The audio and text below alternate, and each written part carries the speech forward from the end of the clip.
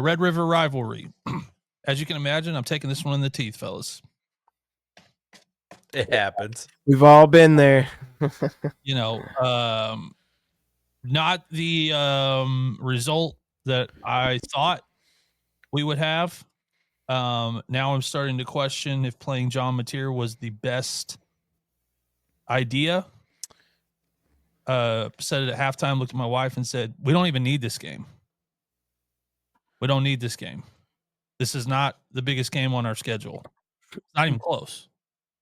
And he didn't look right. Hand got hit at some point in the game. I think it would have taken an act of God to pull him out of that game. I think he's a gamer. I think he wanted to be in there. I think he wanted the pressure of his team is either going to win or lose on his back.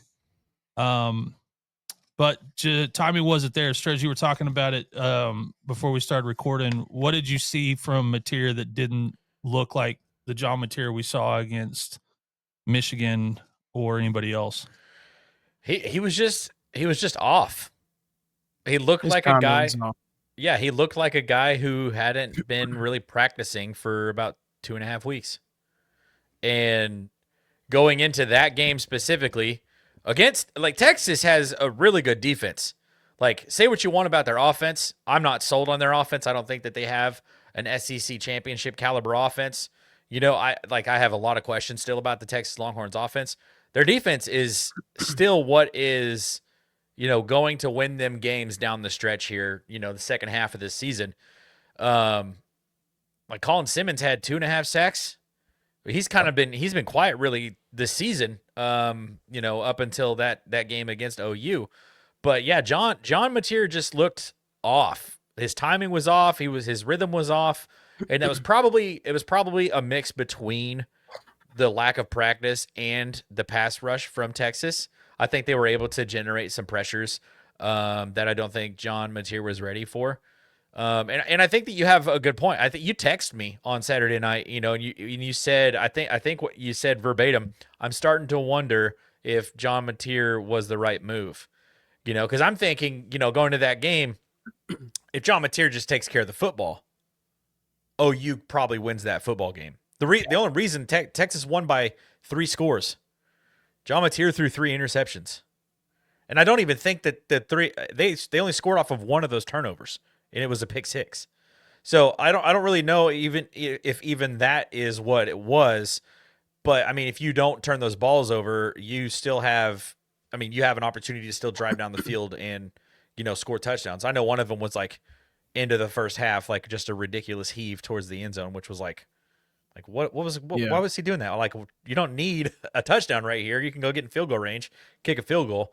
But yeah, it was just something was off. Like it looked like John Mateer, you know, had just not been, you know, playing for a couple of weeks, and that's really what it turned into. All right, before we get you back to the video, let me tell you a little bit about our brand new partner, Better. Listen, most apps feel really confusing, right? That's what makes Better different. Better is the first real microplay app. So instead of waiting for the whole game, you can lock in a play on every drive, every snap, every pitch, every moment. It's super simple. Just swipe, make your pick, and you're in. So don't just watch the game this weekend. Live it, play it, better it. Download the Better app now and use code WASHED for a special bonus play offer. Now, back to the Waterboys College Football Show. Yeah, and you nailed it, man. From what I saw, was John Mateer's timing off because of his injury? No, not at all. It didn't look like his timing was off because he was hurt, still hurt, playing through any kind of injury. So all you Sooner fans out there, it's okay. Don't be alarmed. I think John Mateer's back. I think it's just simply because he's been out for a little bit. His timing was off. You know, he gets some more practice in, you know, get another game or 2 in. I think he'll be back. The biggest concern for me for Oklahoma moving forward is, like I was saying off air, John Mateer cannot be the number 1 guy on the team with the most rushing yards. You got to get the run game going other than just him, or I think he will be injured again. And you need to be able to protect your quarterback. You need to be able to play in all phases of the game. But, yeah, that O-line's got to hold up. They've got to protect him. and you got to get the running game going and not just relying on his legs. That way you can make a deep run, hopefully into the playoffs. But just a timing thing, his timing. He made a couple poor decisions with the ball and stuff. But again, I don't think it's because of his previous injury. He's not re-injured or anything like that. He just needs some more playing time. He'll be fine. All right, before we get you back to the video, let me tell you a little bit about our brand new partner, Better. Listen, most apps feel really confusing, right? That's what makes Better different. Better is the first real micro play app. So instead of waiting for the whole game, you can lock in a play on every drive, every snap, every pitch, every moment. It's super simple. Just swipe, make your pick, and you're in. So don't just watch the game this weekend. Live it, play it, better it. Download the Better app now and use code WASHED for a special bonus play offer. Now, back to the Waterboys College Football Show. Yeah, and OU, the difference really was the turnovers and the run game. OU only ran the ball for 48 yards on 30 carries.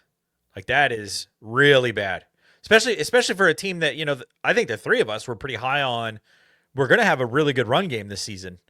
Going into the year, we thought pretty highly about what OU was doing in the backfield, quarterback and running back combined. But you get 48 yards out of them, and John Mateer coming off of an injury that he probably should have been sidelined for a month, having to put the cape on and go out and play hero ball. Like, that's not a good recipe for success, especially in a rivalry game. And especially against a team that needs this win way worse than you need this win. And then, Texas ran the ball. They went 35 carries for 136 yards, just under 4 yards a carry to Oklahoma's 1.5 yards a carry. So that was really the difference there, was the run game and the turnovers. Because, like, Arch wasn't special. Arch Manning was not special. Arch Manning is not the reason why the Texas Longhorns won this game. He was 21-27. I mean, efficient.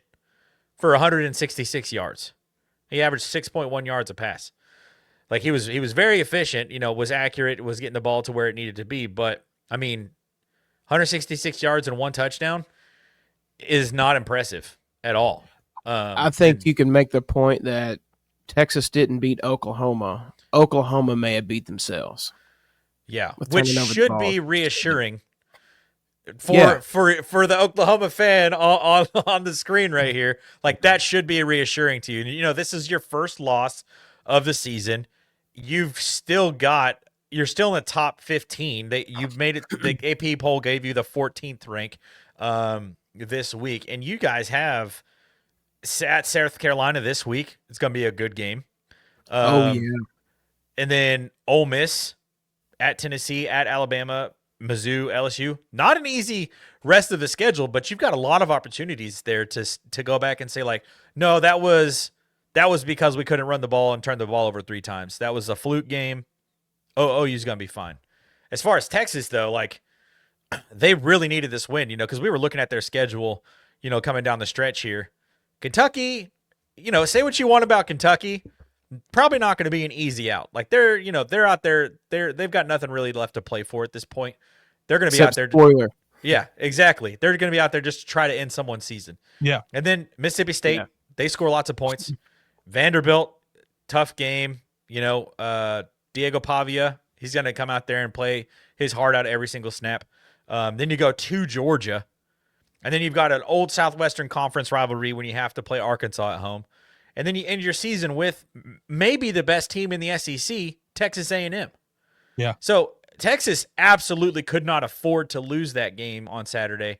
OU absolutely, like, it was not a big deal if they lost that game, especially with a quarterback coming back from that injury. Well, and I have personally taken a lot of shots at Arch Manning. So in the middle of the game, I was trying to kind of reevaluate, what is it that I don't like about Arch? What is it that I can't get over? Because, to be completely transparent, I liked Colt McCoy. In fact, Texas fans don't want to hear this. He's the only quarterback you've got in the league that has starts in the last 10 years. So I've never been one that is like, Strez and I were messaging back and forth. There's not a single player in the last 30 years at Texas that I can't come up with a better player that played at Oklahoma. I think for me, and this is going to sound super pretentious, I think my standards of quarterback for the University of Texas are higher than Texas fans' standards are for quarterbacks at the University of Texas. I think that is where this bugs the tar out of me, is Texas continues to lose in the recruiting battle when it comes to quarterback year in and year out. They lose more talent at the quarterback spot to leave the state of Texas than I can even fathom when you just go look at quarterbacks playing in the NFL right now from the state of Texas. The list is incredibly long, and not one of those starting quarterbacks played at the University of Texas. When I look at Arch Manning, if I took Manning off of his back, I would say that kid would be really good at this is going to sound terrible, at a place like Tulane. And I mean that. That is not a quarterback that, in my estimation, should be worthy of carrying a brand that very few brands in this sport mean as much as the University of Texas. That is one of those brands. I would say next to Notre Dame, they might be the second most recognizable brand in college football to people that are outside of the U.S. That's Texas. That's the big, everything's bigger in Texas. That's Longhorns. That's Matthew McConaughey. That is the University of Texas. And I think that Texas fans are doing themselves an absolute disservice to try to talk themselves into that Arch Manning is worthy of the starting job at Texas. This isn't Tech. This isn't TCU. This isn't SMU. You are the University of Texas, and you are starting a guy who did not throw for 200 yards in the, some people would call it, I call it the second biggest rivalry in the sport. I do not understand why you Texas fans do not have a higher standard of who their quarterback should be at the state's biggest university and one of the wealthiest, if not the wealthiest university in the entire country. If you take that kid's last name off the back of his jersey and put Smith, he is not starting at Texas. You would have recruited somebody else. You would have brought somebody else in. You would have created some sort of quarterback battle, but you wanted to crown him your starter so badly because of that last name. And he is not playing like a kid that should be starting at a school of that caliber. He should be at a place like Tulane or Arizona. Yeah, especially when you compare him to Quinn Ewers just a year ago. Like, Quinn Ewers did everything that the Longhorns have always wanted out of a quarterback last season, outside of winning the big one. Right? Like, that was really the only downside for Quinn Ewers. But if you go back and look at the stats from him last year, he's ahead of where Arch is this season at this point in the year. After what has Texas played 5 games, 6 games? They're 4-2. And I would be willing to bet, I could look it up right now, how Quinn Ewers was. Yeah, last season, this was his total end of the year stats, but he threw 3,472 yards, 31 touchdowns to 12 interceptions. And that included the SEC championship and then 3 rounds of the college football playoff, I believe. No, that was just... They didn't go to the SEC championship, did they? I can't remember what Texas season looked like last year. But I think your point brings up the other point that I was going to get y'all's opinion on. I couldn't figure out in my head why Quinn Ewers came back last year. I couldn't. In my head, it didn't make any sense.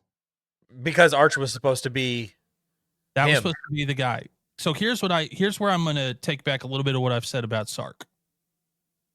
I think when that kid showed up on campus and they got him in spring practice and they ran one-on-ones with legitimate Division I players, I think Sark figured out really fast when Arch got there, he doesn't have it. The game's too fast. He can't make the decisions. And I think there was a conversation with Quinn that no one will ever know about that said, we really need you to come back. And then I think that if you're Sark, you're in a bad spot because you've got boosters, got big NIL donors, big brands that want a piece of this kid, and now you have to start him. You don't have a choice. Yeah. And I think you hoped that sitting him a year behind Quinn Ewers 2 years was going to do something. Or 2 years, yeah. This is Arch's third year. He's a junior in college. Like sitting him behind him, this was gonna fix it. Yeah. And it didn't fix it. And now you're stuck because if you bench the kid, your boosters in your fan base, and by fan base, I don't mean the thinking normal Texas fans. I mean those Texas fans that they have been more than excited for a Manning to be playing at Texas. They're going to be out for blood. And if you lose a game without Arch on the field, now you're putting a bullseye on your back as a coach. He's got to play him because if it goes bad, if the season they start losing more games, which they will. Yeah, he can go, hey, I didn't want to play the kid anyway. I told you he wasn't ready last year. We got Quinn to stay another year. He's not ready this year, but you guys want him to start because we got Red Bull and we got all these brands behind it. We got all these big donor dollars that are coming in because there's a Manning on campus and he's starting a quarterback at Texas, but this kid don't have it. And I think just based on the fact that the amount of yards he threw for and how many attempts it took to throw for that many yards, that's not a good sign. And I get that Oklahoma's defense is the best it's been in a decade or more. Yeah, it's one of the better defenses in college right now. But this is Arch Manning. Yeah. If anybody, based on hype and family genetics and how much football he's been around and how many years he's been in the program, Arch Manning should have been able to step in and dice up that defense if anybody was going to be able to do it. And what I think is going to be hilarious is I think there are quarterbacks not rated nearly as high on draft boards at the beginning of the year that you're going to watch have a lot more success against the secondary of Oklahoma. And it's going to even highlight it more. How come Arch can't do that? How come he couldn't do that? Yeah. And yes, I think Sark's in a bad spot. So, yeah, last year, Quinn Ewers averaged 248 yards per game passing. And this year, Arch is averaging 219 yards per game, with 3 of those games being against Sam Houston, UTSA, and I don't remember what the other non-Power 4 school was. San Jose State. Yeah, I mean, so he's had those 3 teams so far through the first 6 games of the season, and Arch is only averaging 219 yards a game. So, I was reading too. He's actually considered a redshirt sophomore. Yeah, he's been at Texas for 3 years. This is his 3rd year. Yeah, at the university. He redshirted as a freshman, it says, in 23, but he did not compete in the season to preserve a year of eligibility. Then yes, last year, redshirt freshman again, and this year redshirt sophomore. And I want to remind OU and Texas fans, in 23, Oklahoma won that game behind Dylan Gabriel, and Quinn was playing not great. There were people saying, "Oh, well, if Arch Manning was out there, we'd have won this football game." I don't know if as bad as OU played, A&M might blow them out by 30. Yeah, I mean, if Marcel Reed stays healthy and that A&M defense continues to do what they've been doing all season long, like that game is not going to be good. And I mean, Arkansas, as bad as Arkansas has been this season, that's an old school rivalry game. With a quarterback that's very good. Yeah, Taylon Green is awesome. That offense, Bobby Petrino, people forget how good the Razorbacks were when Bobby Petrino was calling the shots 15 years ago. Yeah. He's back in the driver's seat now.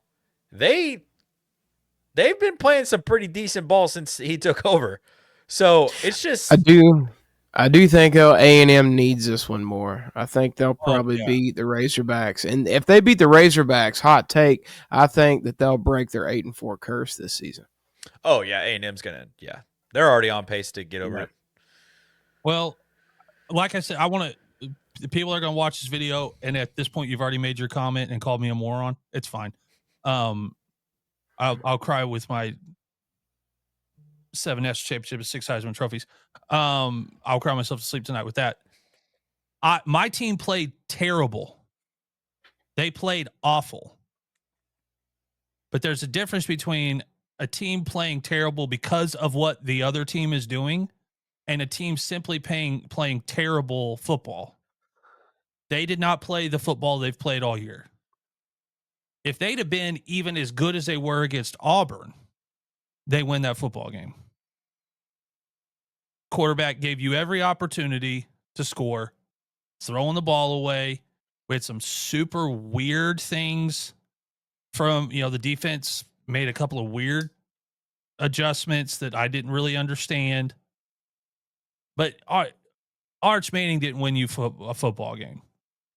And if this win may be the highlight of his entire career at Texas. I don't know how a kid can now, because I disagreed when Texas fans say he'd come back next year. Now I agree. I don't think he has a choice. I don't think he'll be picked in the first 3 rounds. There's definitely something going on with their offense, and I think their defense just keeps holding them up, throughout the season. So if you're a Longhorns fan, at what point do you start asking that question like, hey, what do we need to do about this offense to help match the defense in order for us to make it to the playoffs and have a successful run this year? Well, I actually saw someone point it out on Twitter, and I had the exact same thought too at the end of the Florida game when they were driving at the end of the game and Arch got tackled and his helmet came off and had to go out for a play.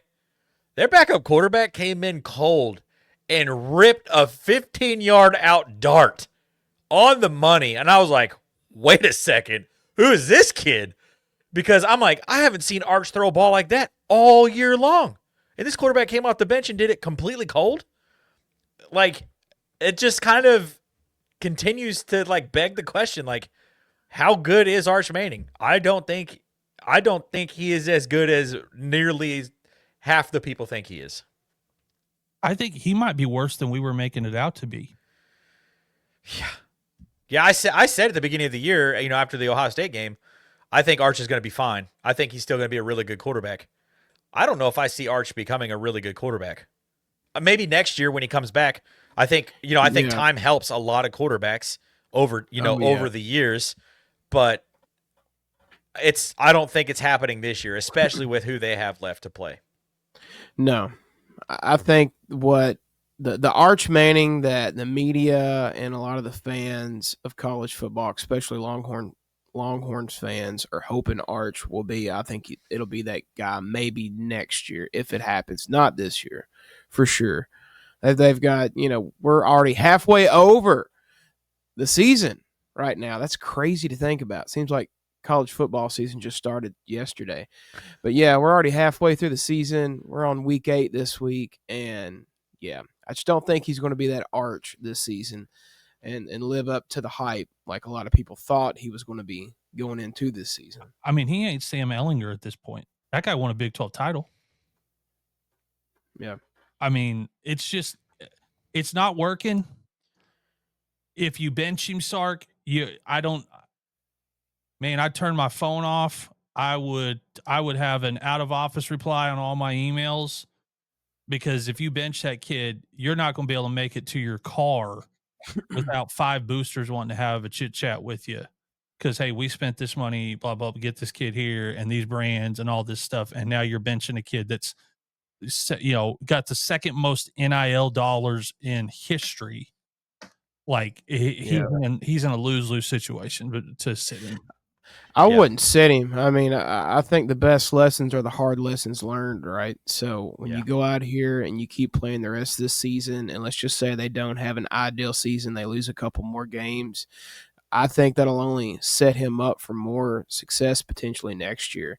You got to experience I think those lows and the valleys before you can experience the highs and definitely be able to appreciate them. But Steve, I'd agree with you, except for how many of those kids are going to want to come back if that's their quarterback? How many That's a guys good point. and the guys that want to come play with Arch because of the NIL money and the things that it could come with, do you really want those guys? I think that's the new issue we're entering in college athletics and a lot of sports. Is we all know it's a "what have you done for me lately" business, but definitely with the NIL going on now, especially when there's a team up in Columbus with a quarterback who is thrown for more yards, more touchdowns, fewer interceptions, better completion percentage, and it's a college that has consistently put wide receiver ones in the first round of the NFL draft. Which, by the way, Carnell Tate will be a first-round draft pick this year. Yeah, I mean, if you're looking, same with Oregon too. I mean, if you're looking around and you're a wide receiver at Texas, you're tight end, and you go, hold on, Lebby's getting a lot of production out of his guys down there at Mississippi State. Lane Kiffin's getting a lot of production out of his guys. Texas A&M's getting a lot of production. Vanderbilt's getting a lot of production. I want to go to the league. Why do I want to sit behind a guy that can't throw an out route farther than 15 yards? I'm going to call it now. Looking at the bigger picture, you see what's going on this season in the NFL, Daniel Jones and Baker Mayfield. Some guys just need time, and they need the right organization, the right team. I think you'll start to see that in college football moving forward. Yeah. And some of these guys may not hit their stride and come into their rhythm probably maybe their last year. Look at Carson Beck. I know he had some decent years at start, then he hit a low wall. Now he's looking better this year in Miami. But, I think you're going to see that more in college football, because specifically what you said, Aaron, you made a great point. Yes, he needs more time to fail, especially in some of these big moments playing Big Ten schools or SEC schools. But if it's a school like Texas and he's still there next year, it's like you said, you get in this catch-22. Well, how many people want to commit to playing for Texas if that's the quarterback and they see the issues that they're having this season? It's going to be very interesting moving forward to see how all this kind of unfolds for sure for the future of college football.